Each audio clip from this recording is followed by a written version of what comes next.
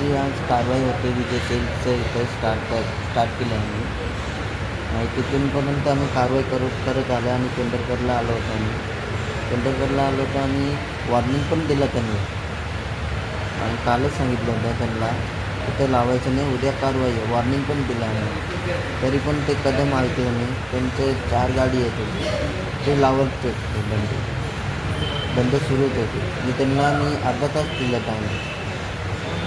तरी पण त्यांनी काढलं नाही. तर काय नेमकं काय झालं? काय मारामारी झाली? मारामारी मला मारलं पण त्यांनी. बांबूनी मारलं आणि नखून पण मारलं माझं इकडं.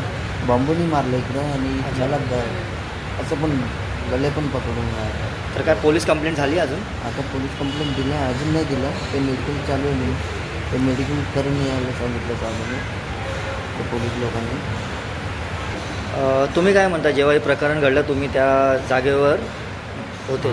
सद्यस्थिती आम्ही सर्वजण कर्मचारी कारवाई करत होतो. पहिल्या दिनाने दर्गा सर्कल करत आम्ही पेंढारकर कॉलेजच्या गेटसमोर आलो. तर श्री कदम साहेबांची गाडी तशीच चालू होते. त्यांना बंद करा वगैरे आणि गाड्या काढून घेऊन जावं असं सांगण्यात आलं. तरी ती व्यक्ती ऐकत नव्हती. अर्धा तास तरी आम्ही तिथे थांबलो. नंतर आम्ही त्यांच्या गाड्याचे सामान वगैरे उचलून घेऊ लागलो.